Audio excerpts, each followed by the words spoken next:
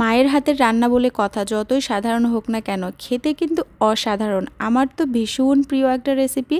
সকালে সাদা ভাত, রুটি, পরোটা যে কোনো কিছুর সাথে মানিয়ে যায়। আসসালামু আলাইকুম, নতুন আরেকটা রেসিপি দেখার জন্য সবাইকে স্বাগতম জানাচ্ছি। আজকে আমার মায়ের হাতের রান্না করা স্পেশাল একটা রেসিপি শেয়ার করব। সেটা হচ্ছে আলু টমেটো দিয়ে দারুণ মজার একটা রেসিপি। এই যে দেখতে পাচ্ছেন, আমি আলুগুলো কিন্তু পাতলা করে কেটে নিয়েছি, তারপরে আমি খুব ভালো মতো ধুয়ে নিয়েছি, কারণ আলুতে কিন্তু অনেক স্টার্চ থাকে। এই জন্য আলু কাটার পরে পানিতে ভিজিয়ে রাখলে সবচেয়ে ভালো হয়। তো যাই হোক, এই যে রান্নায় চলে আসলাম। একটা প্যানে পরিমাণ মতো পেঁয়াজ কুচি দিয়েছি, কাঁচা মরিচ কুচি দিয়েছি, তারপরে সামান্য পরিমাণ হলুদের গুঁড়া এবং খুব সামান্য পরিমাণ জিরার গুঁড়া দিয়ে দিলাম। হালকা একটু নেড়েচেড়ে নিতে হবে। তারপরে কেটে রাখা আলুগুলো দিয়ে দিচ্ছি। আমি এইখানে মিডিয়াম সাইজের 3টা আলু নিয়েছি, তারপর এরকম লম্বা করে কেটে নিয়েছিলাম।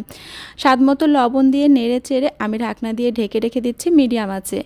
2-3 মিনিট পর আবারও ঢাকনাটা উঁচা করে নেড়ে দিতে হবে, তাছাড়া কিন্তু নিচের দিকে পুড়ে যাবে। আর আলু সিদ্ধ হতে খুব একটা বেশি সময় লাগবে না।